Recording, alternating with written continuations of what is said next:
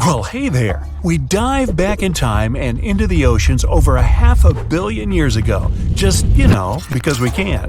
Whoa! Watch out! It's not Megalodon or giant sea reptiles you need to look out for here. It's a bizarre, unearthly-looking creature called Anomalocaris. The name means unlike any other shrimp, and I think you'll agree, it looks like a nightmarish cross between a shrimp and a modern-day centipede. 2 tentacles protruding from its face, each lined with razor-sharp teeth. Oh yeah, and this thing was about the size of your leg. With a wave-like movement of the flaps on each side of its body, it was graceful for a terrifying creature. It was also more advanced than any other life on this planet at the time. Especially those huge eyes. You have only one lens in each of yours. This giant shrimp had 16,000. That's 4 times more than a common housefly. And you know how good their vision is. Good enough to dodge that swatter every time. All this allowed Annie to become one of the first animals on this planet to feed on others. Yep, here it is. Earth's first hunter. Its favorite meal? Trilobites. Hey, try a bite. Those are the ancient ancestors of crabs. Some of their fossils have marks on them in the same shape as the monster shrimp's mouthparts. Terrors of the past like this got to be so giant thanks to more oxygen in the atmosphere. A perfect example of this, Meganeuropsis. Imagine a dragonfly. Now make it as big as a cat, and with a wingspan longer than your arm. Megan, the monster-sized dragonfly, could easily grab other insects or even small animals, and she ruled the air with quick movements. Back then, there were still no large birds or other airborne enemies for this behemoth bug, so it was safe and free to grow as large as this planet would allow. Piranhas of the past were also jumbo-sized. Mega piranha was about 3 times the size of the river terrors we have today. Its bite force was about the same as a tiger's, and those striped kitties bite down 2 times harder than lions. That means it probably not only dined on other fish and any land creatures that, got too close to the water, but it could also easily crunch down on large turtles and other unlucky shelled creatures. And fun fact, modern-day piranhas bark like dogs when they're about to enter a confrontation. It actually sounds more like a frog's ribbit. But makes you wonder, what did this mega-sized ancient cousin sound like? A bear roaring? How about giant sea scorpions the size of your bed? Go back about 460 million years, and you'd see them swimming under you. And watch out for that tail. Scientists still don't know if these creatures could use it to inject venom like your standard land scorpion, but something tells me I wouldn't want that thing anywhere near me. Then there's this guy, Therizinosaurus. Terry looks sort of like a goose with long arms. Oh, and did I mention this goose dino is about 2 stories tall and longer than a bus? Yow! Its arms make the T-Rexes look even more bite-sized, each 8 feet long, almost triple the length of T-Rexes. And on the end, razor-sharp claws the size of your whole arm. Now, don't worry about those lengthy claws too much, though. Terry probably used them to cut through giant termite nests. So, this huge reptilian goose was more interested in eating bugs and plants. Another mega monster for you, Megatherium. The giant ground sloth could look a giraffe straight in the eye and weighed as much as a hippo. It moved mainly on its hind legs and used its massive tail as support. He had huge paws with colossal knife-sized claws. The sloth could use them to defend itself from enemies and to bend tree branches in search of food. But the biggest danger to the giant ground sloth wasn't dinosaurs or saber-toothed tigers. It was our own species. Yep, humans showed up just in time to meet this fellow and to, eat him up. Titanoboa was a terrifying 50-foot snake, as long as the great Megalodon itself. It was also more than 2 times heavier than the heavyweight champion among snakes today, the green anaconda. Crocodiles were a regular on this serpent's menu.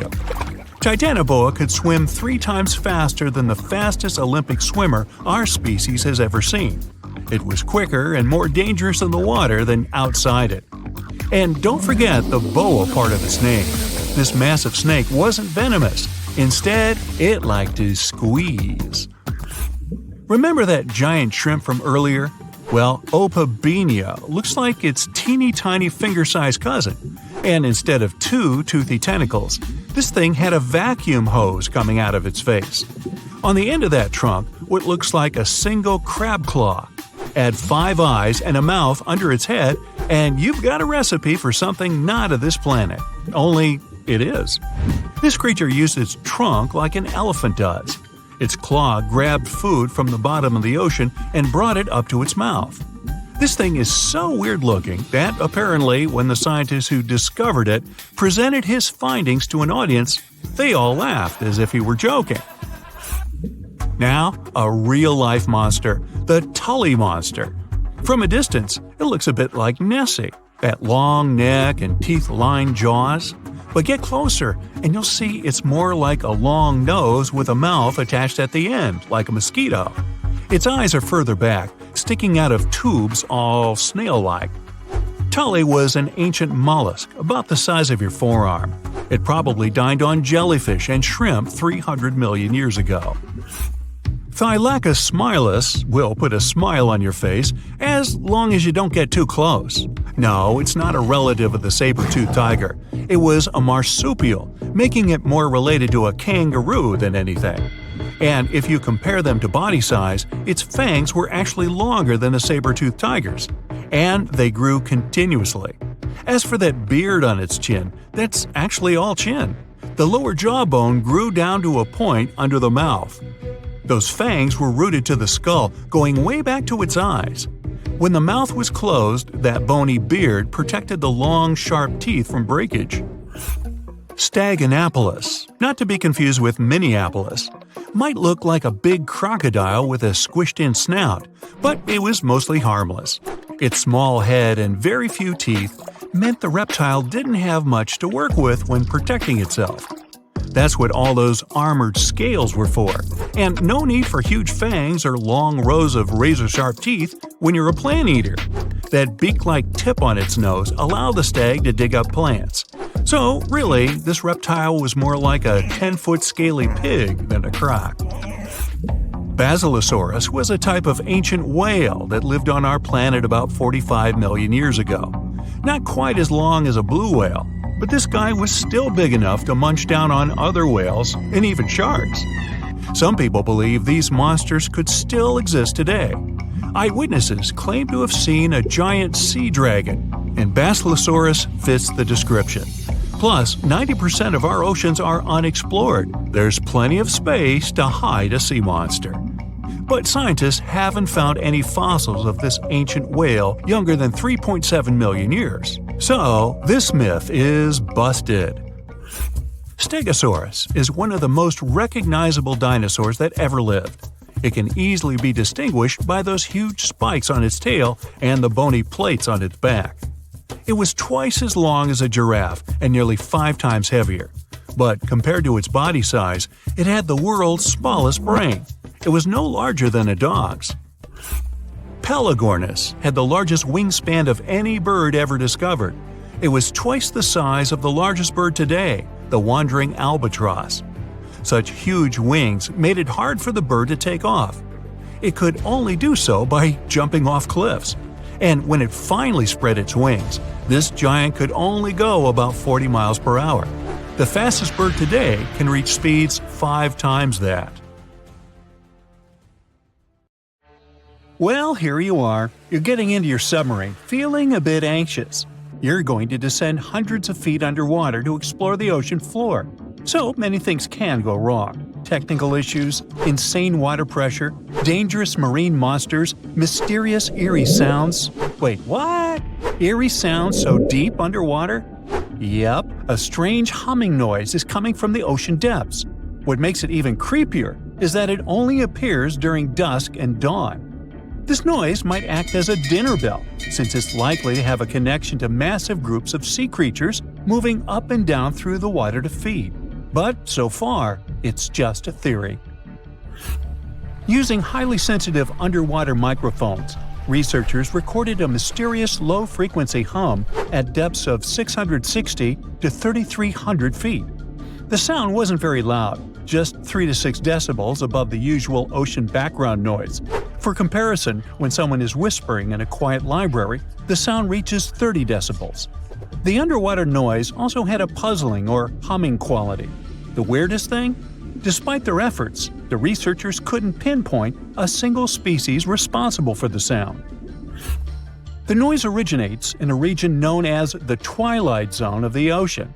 This region is dark and doesn't have many nutrients, with no sunlight for photosynthesis. Life here relies on organic debris falling from above, such as deceased organisms or waste material.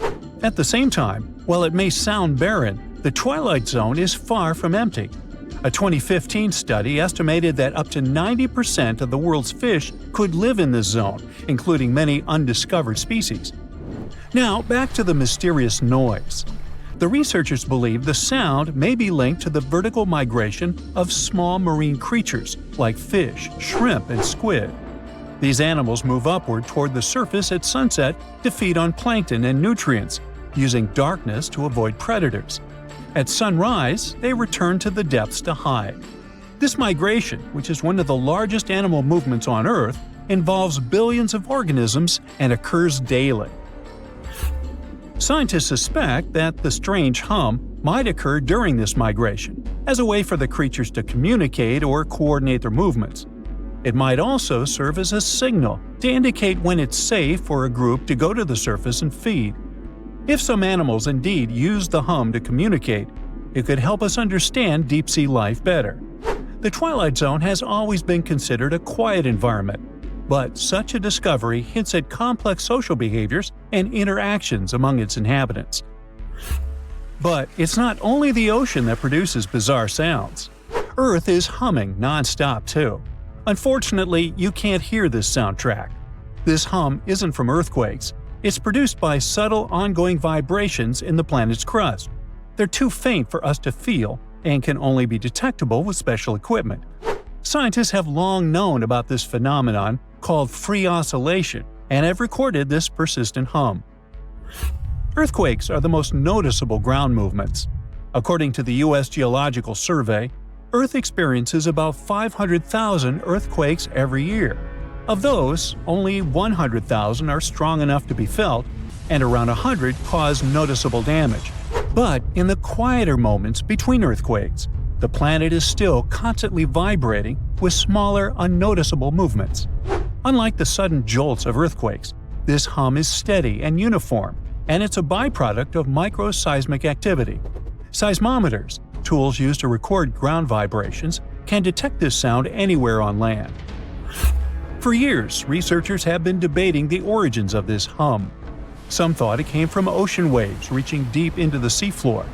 Others believed it was caused by colliding waves on the ocean's surface. By 2015, scientists had confirmed that both factors contributed to Earth's constant vibration. And although this hum has been recorded on land, now we also have much clearer, more detailed underwater recordings. To study the hum, researchers used spherical seismometers on the seafloor in the Indian Ocean near an island east of Madagascar. Between September 2012 and November 2013, they placed 57 freefall seismometers across a 772 square mile area. These devices are designed to sink into the ocean floor and record even the faintest vibrations. Over the course of the 11-month study, the team filtered out noise from ocean waves and seafloor currents. They got clear, consistent signals of Earth's hum, with peaks at frequencies between 2.9 and 4.5 MHz, far below the range of human hearing, which starts at 20 Hz. The discovery of Earth's hum from the ocean floor is more than just a scientific curiosity. It gives researchers a new way to study how energy moves through the planet's crust and mantle. In any case, the world around us is filled with weird sounds that sometimes remain unexplained. One of the most intriguing examples is the bloop, an incredibly loud underwater sound recorded in 1997 by the U.S. National Oceanic and Atmospheric Administration. The sound lasted about a minute and began as a low rumble, which then increased in frequency. It was so loud that underwater microphones detected it across an astonishing 3,000 miles. Initially, some experts thought it was the call of a massive unknown sea creature. However, NOAA later determined that the source likely had been the calving of icebergs, when giant pieces of Antarctic glaciers had been breaking off and crashing into the sea. The sound, known as Julia, a strange cooing noise, could have been produced by an iceberg scraping along the ocean floor. Another sound, dubbed train, due to its resemblance to the sound of train wheels on a track, likely originated in Antarctica's Ross Sea. Then there is upsweep, a recurring seasonal scratchy noise detected in the Pacific Ocean since 1991. Despite years of research, its exact cause remains unclear. The underwater world also has bizarre sounds that can be described as choirs of fish.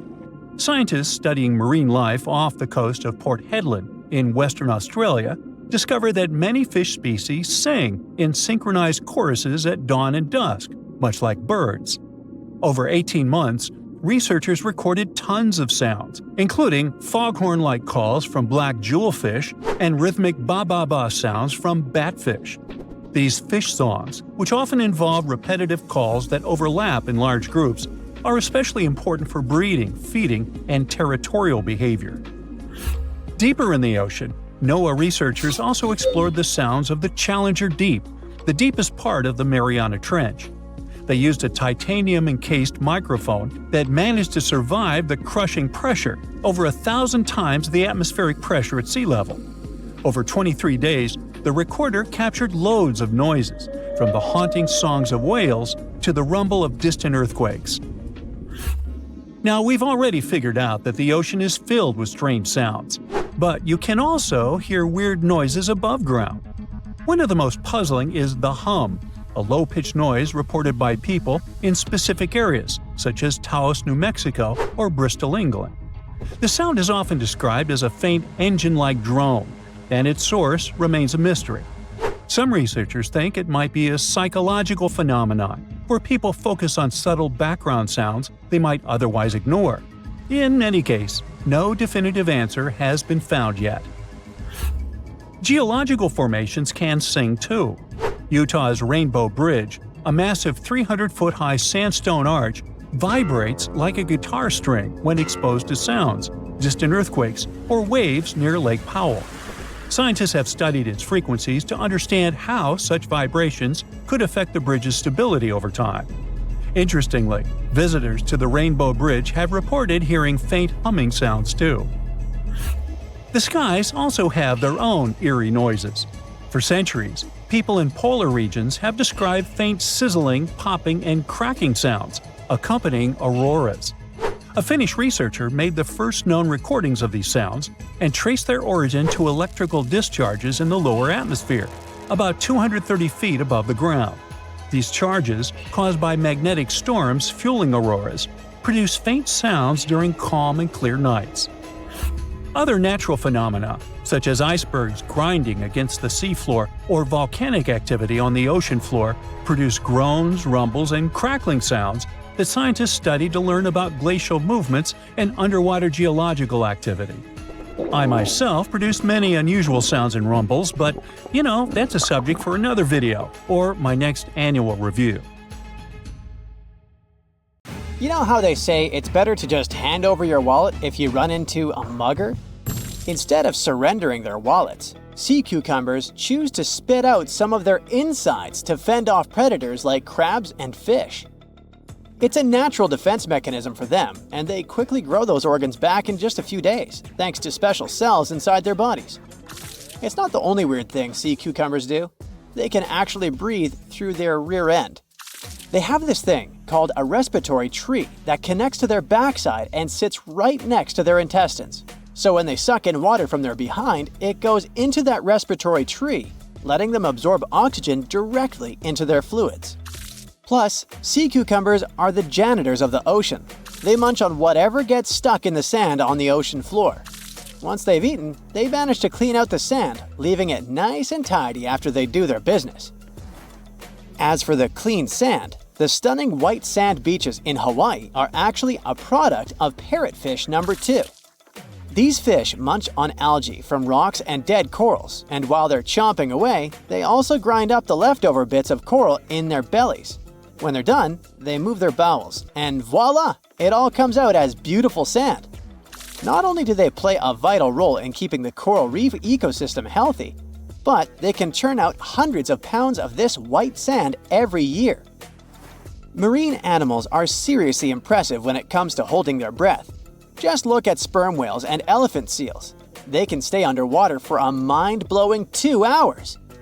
Then there's a Cuvier's beaked whale, which holds the crazy record at almost 4 hours underwater. When you compare that to the human record of 24 minutes and 37 seconds held by pro diver Budimir Shobut, it seems pretty insignificant. But what's the marine animal's secret that helps them excel humans this much?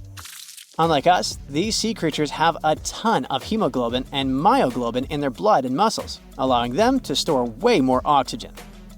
When their oxygen runs low, myoglobin steps up and releases even more. Plus, they can tolerate higher levels of CO2, so they don't feel the need to breathe as quickly. There's even a study that found their myoglobin molecules have a unique charge that keeps them from sticking together, which boosts oxygen storage. And on top of all that, they can slow down their heart rate and restrict blood flow to hang out underwater even longer.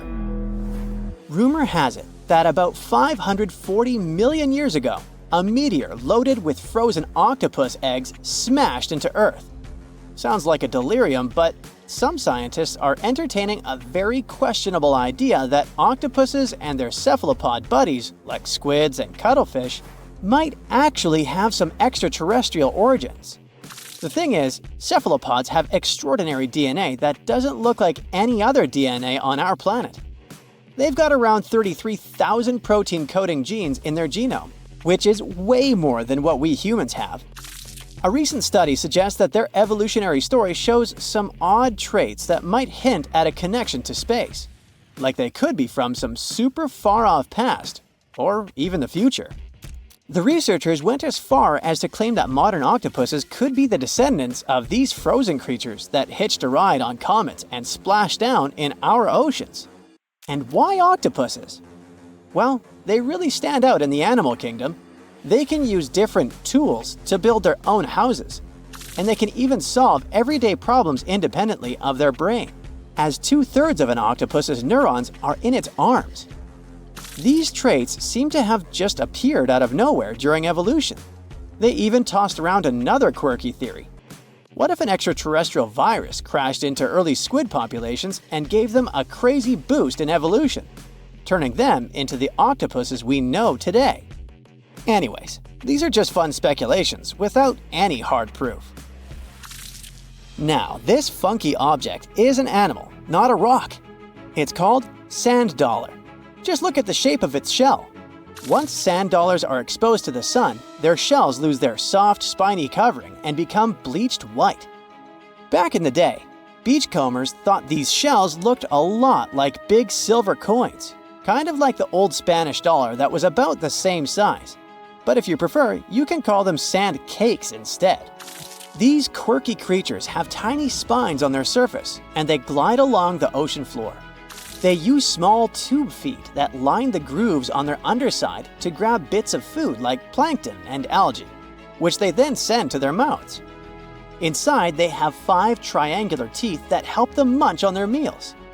In some Georgia folklore, sand dollars are said to represent coins lost by mermaids. Sand dollars have a unique talent for cloning themselves. They can do this for a bunch of reasons, like when a predator comes around. Some species of sand dollar larvae can actually split in half as a defense mechanism. It takes about 24 hours for them to clone themselves, and the new larvae end up being about 2/3 smaller than the original, which helps them hide from danger. Wait, is that a giant sea hot dog racing through the ocean? Sorta. Some scientists have joked that sperm whales seriously resemble enormous hot dogs. These massive creatures can take quick naps, standing up for about 10 to 15 minutes.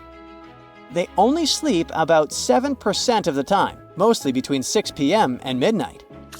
Sperm whales also have a cool ability to retract and extend their eyes, thanks to a thick retractor muscle around them, but they can't actually roll their eyes in their sockets. Plus, they have the most asymmetrical skull of any mammal out there. Oh, and let's not forget, they have the largest brain of any living creature, weighing in at over 9 pounds. Unlike us humans, if dolphins went into full-on snooze, they'd stop breathing and could drown. So they figured out a genius solution. They let only one side of their brain sleep at a time. This means one half stays awake to keep them breathing and watching out for any potential threats. When they snooze, they only close one eye.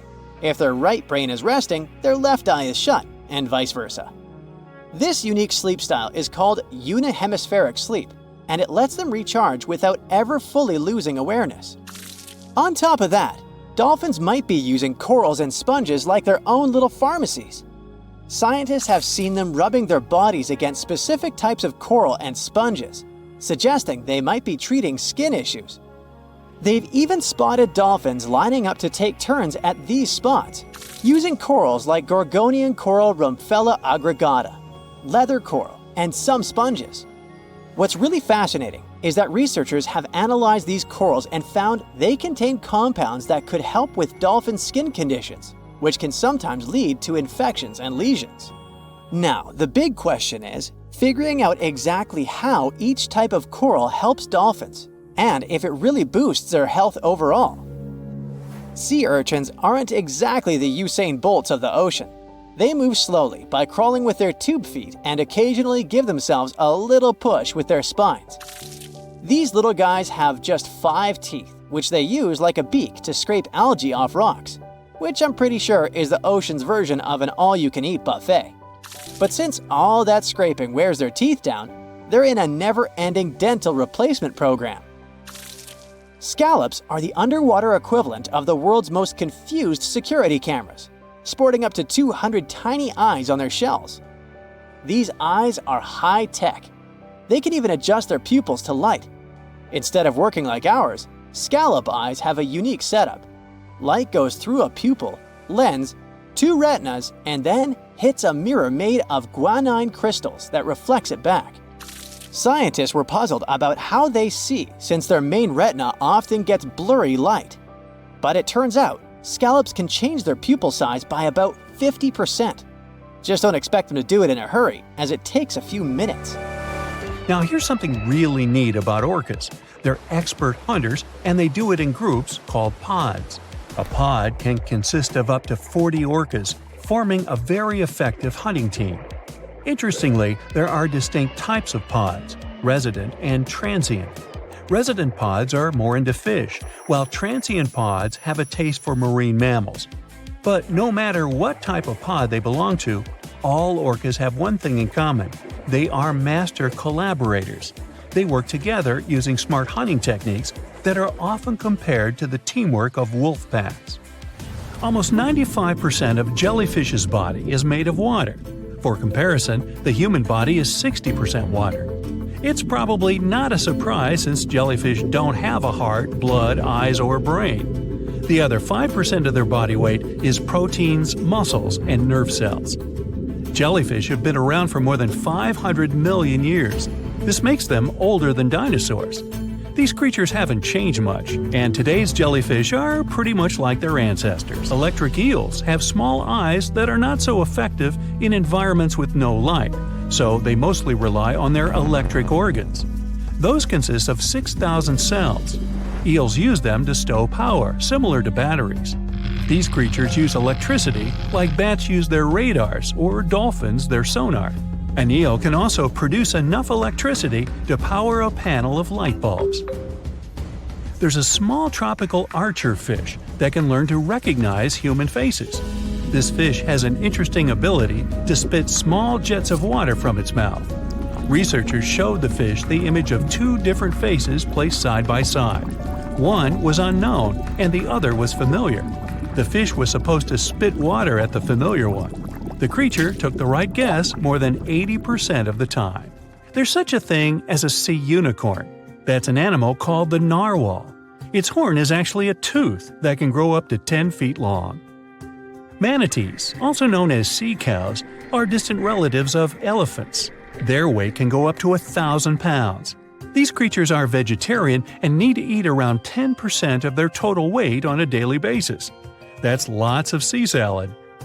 In some cases, manatees share space with alligators, but they get along pretty well. You can even find a photo from Florida where an alligator rides a manatee's back. Frogfish have special fins that help these creatures walk along the sand. They're very useful in shallow waters. A ghost pipefish is hard to see, but once you spot it, you're bound to get really surprised. Its head makes up over 40% of its body. Crabs don't feel like wasting time on such formalities as putting foods in their mouth. That's why they taste it with their feet, which is where their taste buds are. Marine iguanas are the only lizards on our planet that like spending time in the ocean, even though they mainly live on land. They're herbivores that feed in shallow waters and swim like snakes. Iguanas use their long claws to hold onto the bottom when they need to graze. Green turtles can cross over 1,400 miles when migrating. They try to find the perfect spot to lay their eggs. Penguins sort of fly when they're underwater, reaching a speed of 25 miles per hour. More than 5 million years ago, I've heard, I wasn't around then, deep-sea worms and humans had a common ancestor. So we still share 70% of our genes with these creatures, and with sea stars, squid, and octopuses. Now, octopuses are in fact incredibly old. The oldest known fossil belongs to an animal that lived almost 300 million years ago. FYI, this is before our dinosaur buddies roamed the Earth. Wait, there's more! Octopus arms have a mind of their own. That's because 2/3 of their neurons lie in their arms, not in their heads. This means that their arms can problem solve how to open a shellfish, while their owner is worried about other stuff entirely. Talk about ninja-level multitasking. Oh, and like other animals, such as chimpanzees and dolphins, octopuses have proven to be good at maneuvering tools, like picking up old shells and using them as a temporary home. Now, of course, the most intelligent animals on our planet are humans, according to humans. But we don't seem to give pigs enough credit. Pigs are so smart they can play video games. No, not Minecraft. But in a recent academic study, scientists had 4 pigs play a joystick game. They had to manipulate the stick so that the moving ball would hit the wall and then they would get a treat. All 4 pigs did great in the test, which was surprising even to the scientists. Now, pigeons also aced an impressive test. They were trained to differentiate a Picasso painting from a Monet one, which they had no trouble learning. Then they were able to apply this knowledge, identifying works of art they had not previously seen, meaning they really understood the difference between each painter. Poor things are always seen as a nuisance. Now, if we placed kangaroos in an Animal's Most Amazing Ability contest, they'd win. It's mainly because they break the four-legged rule. A special species of kangaroo, the red kangaroo, uses its tail to help propel it forward. Now, visually, it has 4 limbs, but in practice, it uses 5. They're biologically built to use their tail as a 5th limb, since it's packed with articulated vertebrae and thick muscles. Of course, it had to be an Australian animal. Deep within the Sahara Desert, you'll find a little creature known as the fennec fox. This huge-eared animal adapted perfectly to survive in its hostile environment. The huge ears help them to dissipate the unbearable heat of the desert, as well as help them to hunt for underground prey. Now meet this guy. Unlike what its name might suggest, the red panda is closer to a raccoon than it is to a giant panda. You'll find a lot of these cat-sized creatures in the Himalayan region, hopping from tree to tree and bundled together trying to keep warm in the harsh weather. They're gentle and friendly like their big panda cousins, and occasionally enjoy eating some bamboo sticks. And then there are bees.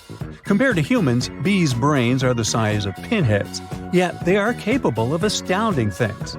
Let's say a bee is running low on energy after a long search flight. This bee desperately needs a drop of honey in order to continue flying, but smartly enough, she doesn't need to go back to the hive to recharge. She can ask a fellow beehive mate for a drop of honey directly from this other bee's stomach and continue flying. This type of decentralized system allows them to build highly effective societies, one that bees don't need to push the queues in front of the honey cells, for example. Every year in the winter, great white sharks that live along the California coastline disappear. It feels as if they take a vacation for 30 to 40 days. The animals go to a point halfway between Hawaii and Mexico. They might do it to get some food, relax, or hang out with their buddies from other areas. The spot is now called the Whale Shark Cafe. Some types of sharks, like makos, whale sharks, or white sharks, breathe in a very specific way. It requires them to swim all the time. They also need to move quickly and with their mouth open. This way, the oxygen can enter and reach their gills. Sea sponges are some of the most primitive animals. They're immobile, don't have a mouth, eyes, bones, brain, heart, lungs, or any other organ whatsoever. And still, they're alive. There's such a thing as a sea unicorn. That's an animal called the narwhal. Its horn is actually a tooth that can grow up to 10 feet long. Manatees, also known as sea cows, are distant relatives of elephants. Their weight can go up to 1,000 pounds. These creatures are vegetarian and need to eat around 10% of their total weight on a daily basis. That's lots of sea salad. In some cases, manatees share space with alligators, but they get along pretty well. You can even find a photo from Florida where an alligator rides a manatee's back. Frogfish have special fins that help these creatures walk along the sand. They're very useful in shallow waters. A ghost pipefish is hard to see, but once you spot it, you're bound to get really surprised. Its head makes up over 40% of its body. Crabs don't feel like wasting time on such formalities as putting foods in their mouth. That's why they taste it with their feet, which is where their taste buds are. Marine iguanas are the only lizards on our planet that like spending time in the ocean, even though they mainly live on land. They're herbivores that feed in shallow waters and swim like snakes. There's something known as the orange cat behavior, and apparently it's not just a meme. So far, scientists have been able to understand that coat color is connected to a feline's gender. And since orange is an X chromosome, orange cats are usually males, like Garfield. The so-called orange cat behavior describes ginger cats as agents of chaos. Again, pretty much like Garfield. However, there haven't been any conclusive studies on whether coat color and cat behavior are truly linked. In terms of vision, mantis shrimps probably have the most psychedelic vision out of all animals. These funny-looking creatures have a whopping 16 varieties of photoreceptors, with 5 of them reserved for the ultraviolet or UV spectrum. Ultraviolet rays are really short wavelengths, which are invisible to humans. The thing science still doesn't understand is how exactly these mantis shrimp view the world around them. Sure, they can perceive a bunch of colors, but they can't necessarily distinguish all of these colors among themselves. It can be that they just see a lot of really vivid, really blurry colors, but we haven't figured out a way to check that out. Now, to say sloths are cute is an understatement. They may be one of the friendliest animals in the jungle, but there's more. If you look closely at their fur coat, you'll notice hints of green. These greeneries are actually tiny little algae that grow alongside sloths. They help sloths to camouflage better in the jungle, but they also nurture them. The little cracks inside a sloth's fur create the perfect environment for algae reproduction, and scientists have found species of algae that don't exist anywhere else in the world. They do get by with a little help from their friends. Deep within the Sahara Desert, you'll find a little creature known as the fennec fox. This huge-eared animal adapted perfectly to survive in its hostile environment. The huge ears help them to dissipate the unbearable heat of the desert, as well as help them to hunt for underground prey. Many terrifying animals live deep beyond the waves, like this vampire squid living 3,000 feet below the surface in almost complete darkness. This animal has a cloak, like a vampire's. That's why it's called the vampire squid. Deep down at the bottom, it can't use ink to defend itself. So this animal has developed an unusual tactic. It glows slightly to scare away predators. If this tactic fails, the vampire squid can turn its body inside out, revealing tiny spikes. When you translate its scientific name, Vampiroteuthis infernalis, it literally means vampire squid from the nether. Despite its terrifying looks, it's a harmless ocean animal. This previous creature was not from space, but this object definitely is. Before Elon Musk found a way to reuse rockets, NASA would simply drop old ones after launching astronauts into space, most of the time in the ocean or deserts. In 2012, Jeff Bezos launched a mission to find the Apollo 11 rocket. They found it by using sonar, but it was in terrible condition. It was sitting on the bottom of the ocean, not far from the predicted site. They were able to rescue the engine and reconstruct 2 of them. The most famous lost city is Atlantis, but sadly, we still haven't discovered it. However, Heraklion was also just a myth until one British pilot saw something that looked like a city while flying over the Mediterranean Sea. He reported it, and 60 years later, a group of divers went there. They were shocked when they found an entire city underwater. It was loaded with artifacts that could tell us a lot about the history of the place. Now it's one of the best underwater archaeological sites in the world. It's believed that the rising sea caused the whole city to go underwater. The Titanic sank in 1912. The wreck was claimed to be officially discovered 74 years later. In reality, though, a fisherman found the Titanic 8 years earlier while fishing in the Atlantic Ocean. He was pulling out his net when he spotted a head stuck in it. Luckily, it was just a doll's head. Years later, after the fisher had passed away, his son sold the doll to a doll collector.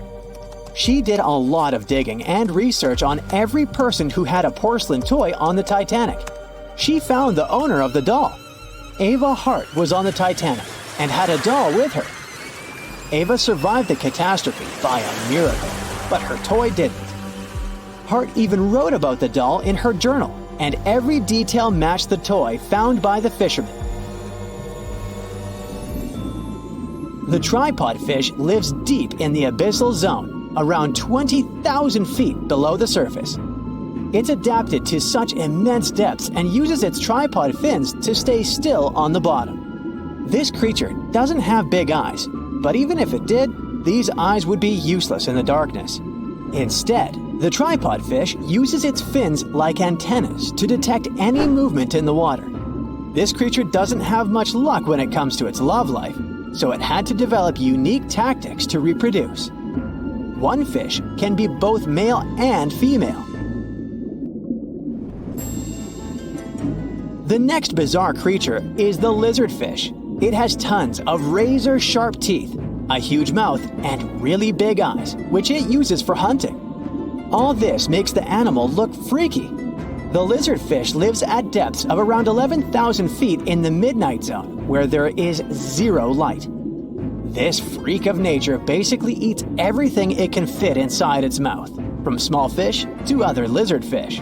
On the other hand, when they see other reptile fish, they probably fall in love instead, because finding mates at those depths is not an easy task. Like the tripod fish, the lizardfish can be both male and female at the same time. When you think of a river, you usually picture it on land. Still, nature is quite unpredictable, and it created a river flowing under the ocean in California. It's running at a depth of around 2 miles. This river has everything that an ordinary river has: sunken logs, trees, and rocks. And despite its uniqueness, it's not the only one in the world. There are also others in the Amazon and Greenland. A terrifying creature was discovered near Angola's coast by a remote operating vehicle. It looks like it doesn't have a head or a body. It was sitting at a depth of around 4,350 feet below the surface. After doing research, scientists concluded it wasn't anything from a sci-fi movie, it was just a cluster of siphonophores stuck together. In 2015, some random guy was diving in Caesarea, and something shiny caught his eye. He reached out, grabbed it, and realized it was a gold coin. After that, he examined the bottom and found out that there were many more. He reported the incident to the local authorities, and they concluded that he had found Arabic treasure. The coins were made of solid 24-karat gold and were a few thousand years old, but due to the perfect salinity and temperature, they looked brand new. The coins belonged to a ship carrying cargo. It was caught up in a storm and unfortunately sank. One of the weirdest things ever discovered was found in the Baltic Sea. It's an anomaly that looks as if it was created by a different civilization. It was discovered by Swedish researchers, and they basically had no idea what it was. They had to ask tons of other scientists for their opinions. When you look at this formation from above, it's 200 feet long and looks exactly like a fallen spaceship. It's hard to believe that it's a natural formation, but spoiler alert, it's totally made by nature because the Baltic Sea has gone through many erosions throughout history. Most likely, the bizarre formation is the result of these processes. A group of divers in Madagascar were shocked when they found this 7-foot monstrosity of a knife on the seafloor. The speculation started immediately, and many said that the knife was from some giants that had fought megalodons and lived on Earth thousands and thousands of years ago. That could make a nice story, but the knife is most likely a movie prop that was lost at sea. One of the ocean's most bizarre animals is the frilled shark. It's believed that this fish is the reason for all those sea serpent stories that sea explorers of the past wrote about. These animals live pretty deep in the ocean, but sometimes they can be seen in shallow waters. It's super rare, but possible. The frilled shark has a big mouth sporting around 300 teeth. It also has a long body that looks like a lizard's, and it is truly a unique species of shark. Its prey can be half of its size because this shark's stomach is like that of a snake, and it can swallow huge fish or crustaceans. Spotting a few worms in your garden is no big deal, but after seeing a 26-foot long one in the ocean, you will make your wetsuit a little wetter. This worm is super rare, and it's completely harmless to humans. It's actually not a giant worm. It's a cluster of zooids that are stuck together in a worm-shaped formation. They usually only eat plankton, bacteria, and other tiny things that can be found in the ocean. Probably the scariest thing in the ocean that is 100% real is the magna pinna, which can be found at crazy depths of 20,000 feet below the surface. This monster looks like an underwater Slender Man, but it's just a squid with really long tentacles that can reach a terrifying size of 8 feet. This guy has only been seen a few times, and basically, we don't know much about this creature so far.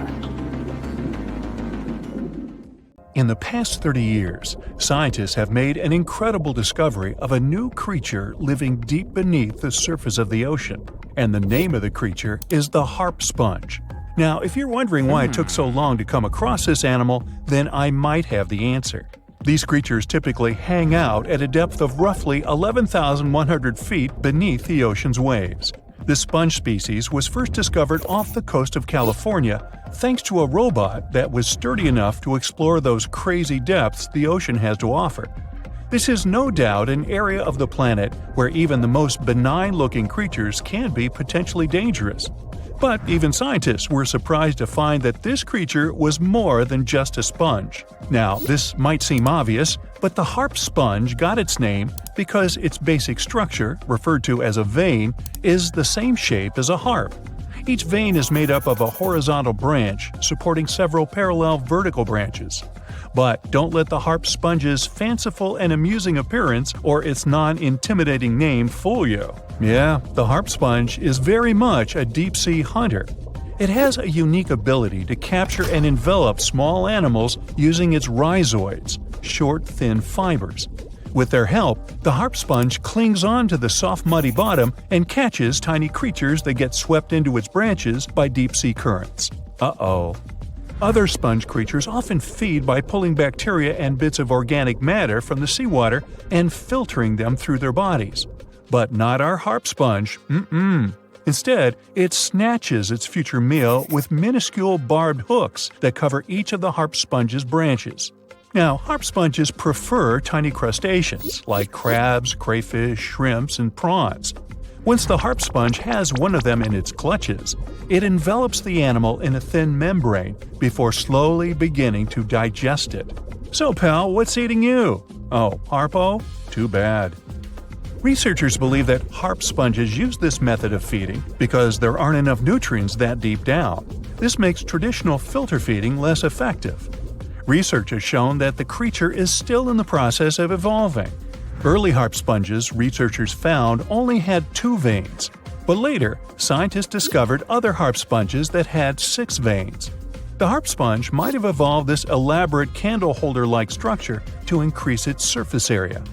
In general, harp sponges typically grow up to a length of 1 foot, but researchers have seen a creature that was 2 feet in length. The harp sponge is not only very unusual, but also beautiful to look at. See those tiny white balls on top of the branches? Now, why don't we look at some other creatures that live below the photic zone of Earth's oceans? The photic zone means the area beneath the ocean surface that still receives some sunlight. Thanks to this, there are loads of different creatures and organisms living there.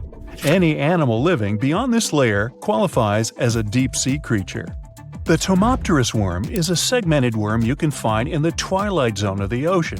This is the area that lies between 650 and 3,300 feet beneath the surface. These creatures are often no more than 1 inch long, but the largest of them can grow up to 1 foot.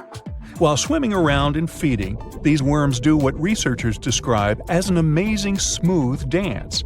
That's because the creatures can swim extremely quickly and maneuver at tight angles with ease. Now, I know most people hear the word worm and think of the common earthworm, so it's quite interesting to know there's a deep-sea worm out there that never leaves the water during its entire life. Similarly, most of us try to avoid jellyfish that either rest on the sand or sit on top of the ocean waves. This isn't the case with a Kronosaurus jelly. That's a deep-sea creature too. This beautiful jellyfish is mostly ruby red, bright orange, or electric purple. That's what helped researchers realize they had found a new species of jellyfish. The creature grows to a maximum size of 1 inch across. It has tentacles that stretch out in every direction. Now, if you come close to this jellyfish, it'll pull all these tentacles in toward its body before rapidly swimming away to avoid danger. Yes, you are dangerous. The Kronosaurus jelly is extremely rare. You won't see it very often. You might need to borrow that deep-sea diving robot I mentioned earlier. While worms and jellyfish might seem quite harmless, this isn't the case with the Pacific viperfish. Ooh. This creature is equipped with a noticeably big mouth, like me, and the needle-like teeth inside are key to its hunting strategy. Pacific viperfish live at around 5,000 feet below the ocean surface, but they're among those numerous marine animals that migrate each night from the ocean depths toward shallower waters to dine. What's on the menu for dinner tonight? Lots of small fish and shrimp. The creature can grow up to 12 inches in length. Its 2 front fangs, which stick up from the fish's bottom jaw past its own eyes, are especially dramatic. When the fish unhinges its jaw, its mouth can open wide enough to engulf smaller animals, and the teeth form a cage to prevent an escape. Now, have you ever seen an underwater creature that looks like a strawberry? Trust me, it does exist. Just look at these dots on the strawberry squid. The creature has a big eye and a smaller one. You might think this unconventional pairing would be awkward and uncomfortable, but it's actually the opposite. The big left eye looks upward. It spots shadows cast by other animals in the dimly lit waters above. The eye's tubular shape helps it collect as much light as possible. On the other side of the squid's head, you can see its right eye. It's small and looks downward. This eye searches for flashes of bioluminescence produced by animals lurking in the darker waters below. Now, bioluminescence means the production and emission of light by living organisms. By the way, the squid has a nickname. And no, it's not squiggy, although that's a great one. It's known as the cockeyed squid. This is simply due to the remarkable difference in size between its two eyes. I think I like squiggy better, and so it goes. Since light doesn't reach the deep sea, the strawberry squid's body actually looks black. This helps the creature hide from enemies, such as sharks and dolphins. In general, the strawberry squid grows to a length of 5 inches.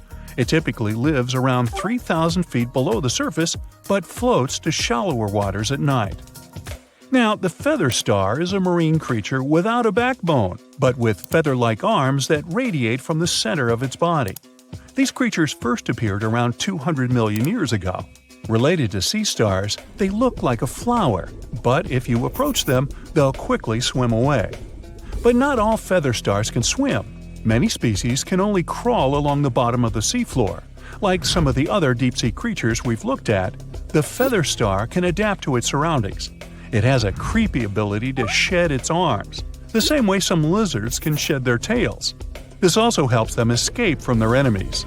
Feather stars live all across the globe, from the equator to the poles, from the shallow waters on top of reefs to the deep, deep sea. Now, given that we're dealing with mysterious creatures, the name of this one is quite fitting. The swift vampire squid should be the official symbol of life in the deep sea. The animal has a dark red body, huge blue eyes, and a cloak-like web that stretches between its 8 arms. This, along with its name, may suggest that the creature is some form of a terrifying hunter. In reality, though, the vampire squid is a soft-bodied, timid creature, about the size, shape, and color of a football. It grows to roughly 12 inches in length and lives 3,000 feet below the waves. There's almost no oxygen there, but also relatively few predators. Whew, I think I'll need to decompress from this one. What's the scariest predator under the ocean? The crocodile? I don't think so. Loch Ness Monster? Please, it never existed. How about the Kronosaurus?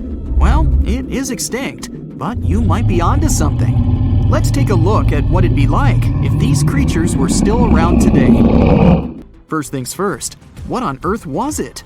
The Kronosaurus was a marine carnivore that lived in the cool, high-latitude Eromanga Sea. It covered vast areas of inland Australia between 90 and 120 million years ago, during the early Cretaceous period. Near-complete fossils of the creature were also found near Colombia, which is a country that has a noted connection to prehistoric reptiles and turtles. This fact makes it extremely possible that the monster I'm about to describe existed worldwide. You might have heard saurus and thought, oh, it's a dinosaur. But these were actually reptiles. They were the largest member of the Plesiosauridae family, referred to as plesiosaurs. Fossil evidence suggests they weighed over 20,000 pounds and were roughly 30 feet in length. Just to put that in perspective, the longest crocodile ever measured was a saltwater crocodile by the name of Lolong from the Philippines. It was 20 feet in length and weighed just under 2,500 pounds. And that's still 10 feet shorter and incredibly lighter than the average Kronosaurus, making the crocodile seem like nothing more than a glorified goldfish in comparison. Despite its terrifying length, the most physically daunting feature of the Kronosaurus was its head. Its skull was about 8 feet long, which was actually proportionally large given the size of its body length. Anything that was unfortunate enough to end up inside the Kronosaurus's mouth may have been given false hope. After all, the teeth of the beast weren't actually that sharp. On second thought, I take that back. I wouldn't feel confident around a toothless snake, let alone being inside the mouth of this monster.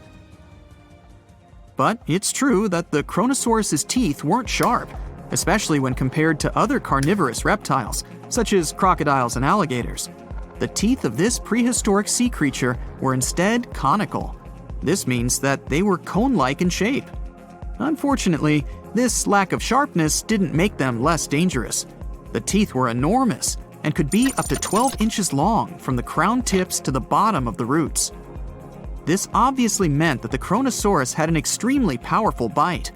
It was estimated to be up to 30,000 newtons, which is almost twice as powerful as the bite of a large saltwater crocodile. Because of the bluntness of their teeth, they weren't suited for twisting their prey once in their grasp. But the size and shape of the teeth made them perfect for simple open and shut biting. They would have had no problem crushing hard objects such as the toughest of shells any sea turtle could offer. Just like crocodiles, the Kronosaurus is believed to have had a short neck.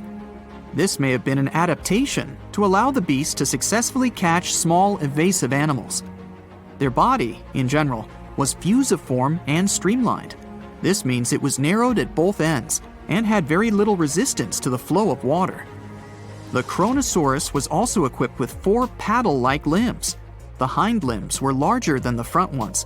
They could span approximately 7 feet in diameter. All in all, this set the Kronosaurus up to effortlessly propel itself through the waters and be an ultimate predator. Predator X, if you will? That's the name that was given to the fossil of a creature discovered near Svalbard, a Norwegian island group, in 2009. The fossil was identified as a 50-foot-long, 100,000-pound monster with a bite force of 33,000 pounds per square inch. This might be the highest bite force of any known animal. Although Predator X is yet to be classified as any specific type of animal, it was definitely a plesiosaur like the Kronosaurus. And even if it wasn't Predator X, the Kronosaurus was still most definitely a ferocious titan when it roamed Earth's oceans. The Kronosaurus actually got its name from the Greek mythological figure of Kronos, the father of Zeus. Kronos was viewed as a titan from a generation of super powerful beings. So what was it that the Kronosaurus, this terrifying monster, actually feasted on to satisfy its appetite? This creature was known to eat sea turtles, squid, and other larger marine reptiles of that time, such as elasmosaurids and ichthyosaurs. This suggests that if crocodiles existed in the realms of the Kronosaurus, they too might have turned into lunch for the beast. There's evidence from the fossil remains of the Kronosaurus that suggests that they also feasted on sharks, which I know is a disappointment to those of you who view that beast as the king of the ocean. Not when the Kronosaurus was around, my friend. In any case, grounding all kinds of food into small pieces to help digest them would have been difficult without small teeth. This explains the presence of rounded stones found in many of the remains of these sea creatures. Researchers believe these stones may have been swallowed to control buoyancy or to help process food. It's also entirely possible they were accidentally swallowed while feeding on other animals from the seafloor. As if the Kronosaurus even needed to be a meanie with its already existing power and size, there's also evidence to suggest that it indeed might have been. It turns out that after using all its impressive attributes to catch its dinner, the Kronosaurus first liked to play with its food, like a cat does with a mouse. I guess since the hunt was so easy for them, they needed to get their fun from somewhere else. Well, I think now you should have a good idea about these creatures. So let's ask ourselves what it would be like if they were still around today. And by the way, why aren't they? Well, the Kronosaurus was completely finished off by the same KT meteor that took out the dinosaurs 66 million years ago. But even before this catastrophic event, they were coming under increased pressure from an even bigger and more vicious family of carnivorous marine reptiles known as mosasaurs. You can't always be a top dog, I guess, or rather, top marine reptile. But what if this never happened, and they were still roaming Earth? Well, this might be obvious, but can you imagine what kind of impact that would have on sea tourism? Based on the impact that famous movies about sharks and killer whales had, what do you think the presence of a Kronosaurus in the ocean would do to beaches? The very creature that would eat sharks and whales for breakfast. Beaches would certainly become a great place to go for a quiet walk, because nobody else would even be there. And what about such activities as boating, surfing, and scuba diving? You think anyone would dare try them, knowing that this 30-foot beast could be lurking beneath them? Let's give humans some credit and assume most of them wouldn't. This would cripple the global sea tourism industry, which is responsible for earning roughly $143 billion every year. Just to make sure this shocking point hits home, the most expensive yacht to ever roam the ocean was called the History Supreme. Its master bedroom was believed to have a statue made of T-Rex's bone and a wall made of meteorite rocks, as well as a 24-karat gold panoramic wall aquarium. Anyway, this yacht was worth nearly $5 billion, meaning you could buy 38 of them with the money lost and potential damages to sea tourism caused by the Kronosaurus. I'm sure that the yacht's owner was happy the beast never made an appearance in their luxurious aquarium. So luxurious, in fact, that some people believe the History Supreme, reportedly owned by some business genius from Malaysia, never even existed. Rumor has it that it was simply an elaborate hoax fabricated by the supposed designer. Anyway, I don't think the trouble would just stop there. People could actually be in serious danger, regardless of being near the ocean or not. No, I'm not about to tell you that this thing would grow legs, adapt to living on land, and start picking us off one by one. At least, I hope not. I'm just going to point out the damage that the Kronosaurus would inflict through its devastating impact on sea trade. In America, ocean transit accounts for 76% of national trade. On top of this, more than 100 vital pharmaceutical products originate in the sea. I'll also state the obvious and point out that the ocean is a huge food source for us humans. The presence of the Kronosaurus could have a great impact on our relationship with the ocean, something we usually take for granted. Oceans cover over 70% of the Earth's surface, so it comes as no surprise that about 50% of the US territory is underwater. We've explored only 5% of oceans. 12 people walked on the moon, but there were only 4 manned descents to the Mariana Trench, the deepest location on Earth. Pressure is the crucial challenge of going deep into the ocean. At bigger depths, temperatures are extremely low, visibility is zero, and the pressure is so intense, it's harder to send people to the bottom of the ocean than to send them into space. You can't see it, but the pressure of the air pushing down on your body in deeper parts is so big, it feels like more than 100 adult elephants or 50 jumbo jets are standing on your head. The pressure is 1,000 times bigger than on the land. Meanwhile, in space, when we pass through the Earth's atmosphere, the pressure drops to zero. We're mapping the planets, but it turns out to be easier than mapping the ocean floor. NASA uses radio waves when exploring space, but this method can't be used for the ocean, since the trillions and trillions of gallons of water get in the way. The Pacific Ocean is becoming smaller, while the Atlantic Ocean is expanding.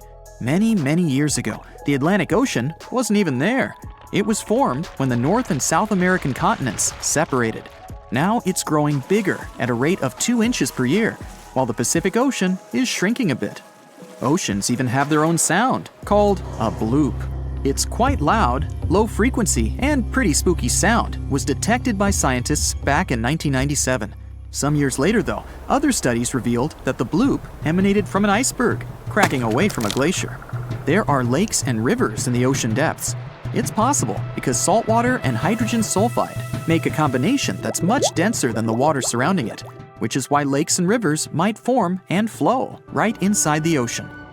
The world's biggest waterfall, called the Denmark Strait Cataract, is underwater too, in the waters between Iceland and Greenland. It's 11,500 feet tall, and its amount of water is almost 2,000 times bigger than the one Niagara Falls has. This underwater waterfall is possible because cold water is much denser than hot water, so cold water drops into the much warmer Irminger Sea. The longest mountain chain is also hidden in the mysterious underwater world. The mid-ocean ridge is almost 40,000 miles long. People studied only about 1% of this ridge. We know less of this chain than we know about the surface of Mars or Venus. Challenger Deep, the southern part of the Mariana Trench. That's a small valley at an extreme depth of a little bit over 36,000 feet. Imagine putting our tallest mountain, Mount Everest, into the Challenger Deep. 1.2 miles would still remain for the mountain's peak to reach the surface of the water. 94% of all living creatures are aquatic, and almost 2/3 of marine life is still not defined. So new species are being discovered all the time, including those spooky ones like the goblin shark, the fangtooth, and the frilled shark. Imagine what more's been waiting for us down there. There are also treasures hidden down below. Oceans have around 20 million tons of gold. but not in a way it can be extracted or mined with any cost-effective methods. It's dispersed all over the seafloor. If we could take it out, each person on the planet would get about 9 pounds of gold. Corals in shallow waters needed to find a way to protect themselves from the sunlight, so they developed some kind of layer that helps them feel good, even when exposed to direct sun rays. Basically, they developed a sort of natural sunscreen. Corals are living creatures. No mouth, eyes, or anything else that could say they're more than a rock, but they are in the category of marine invertebrates. A lot of the oxygen on our planet comes from the ocean. Scientists claim it's about 50 to 80%. The oxygen is produced by marine plants, mostly algae. A tsunami can be up to 100 feet tall, but waves under the surface are even bigger and can reach a height of 800 feet before they collapse. Antarctic fish have proteins inside their bodies that act as some sort of natural antifreeze. These proteins attach to ice crystals and prevent fish from freezing when the water gets too cold. When you place a seashell near your ear, it seems like you hear the sound of waves crashing on some distant beach, like a shell's memories are trapped inside. In reality, the shell amplifies the ambient noise from your current surrounding. There are 1 million volcanoes in the ocean depths, and 80% of eruptions happen underwater. The jellyfish is one of the oldest aquatic creatures, and their ancestors lived 500 to 700 million years ago. That makes them more than twice as old as the first dinosaurs, since they appeared around 240 million years ago. Sharks have also been around for quite a long time, about 400 million years. Fun fact, they don't have bones, but cartilage, the same thing our nose and ears are made of. Their skin is covered in a material that looks more like some sort of teeth than fish scales, dermal denticles. With this, their skin kind of feels like sandpaper, so it helps them be quicker and quieter. The smallest shark, called a dwarf lantern shark, is also one of the tiniest fish in the ocean, since the biggest one ever found was smaller than 8 inches. Lobsters have been around for almost 500 million years. Scientists found fossils of some kind of a huge 7-foot-long lobster, which was one of the biggest animals living at those times. Dolphins are some kind of sleepwalkers, since they sleep with only half of their brain. They close one eye at a time. Sea turtles are quite adaptive animals, and they live on all the continents, except Antarctica. Octopi are incredible marine dwellers. They have blue blood, 3 hearts, and 9 brains. The central one and the other 8 brains are distributed among their 8 arms. They also can regrow an arm in about 100 days. Sea sponges don't have a head, eyes, a mouth, bones, lungs, a heart, or a brain, but they're still living beings. A seahorse is technically a fish, even though it doesn't look like one. This specific animal has no stomach or teeth. Food goes through its digestive systems really fast, so these animals must eat more or less all the time to stay alive. Seahorses can eat more than 3,000 brine shrimp per day. There's a unique spot in the Pacific Ocean where you're farther from all your problems than in any other place on Earth. It's called Point Nemo, and it's about 1,500 miles away from the closest points of land. It's quite hard to get there. First, it's not a bit of land, so you can't actually see it. Second, even the person who discovered it back in 1992 never visited it. The ocean doesn't get struck by lightning as often as the land does, but when this happens, the results can be way worse than on the ground, since water is conductive, so lightning spreads across the ocean really fast. Cold water surrounding your body while swimming may feel refreshing, but that's not a protective layer, and you can still get sunburned. In fact, the water only reflects 10% of UV rays, while the sand reflects an additional 15% of the sun's rays. The temperature in oceans varies. Sometimes you can find water with a temperature of up to 40 degrees Fahrenheit, while there are hydrothermal vents in the seafloor too. They release water that goes up to 750 degrees Fahrenheit. Ouch. There's this thing called the Milky Sea phenomenon, a stunning scene where the water glows with such incredible light that it looks like it's not from our planet. This area is so big, you can see it shining from space, and the mysterious phenomenon usually can be seen in the Indian Ocean. Sometimes, while chilling on a beach, you can see green flashes over the horizon.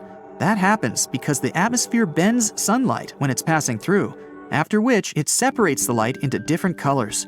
This is in the same way a prism splits the light into what we later see as small rainbows.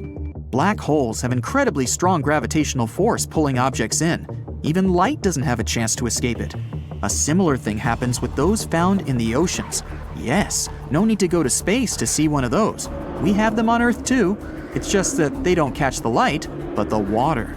They are enormous whirlpools, sometimes bigger than whole cities, and they're spinning against the main current, swirling billions of tons of water and everything else on the way.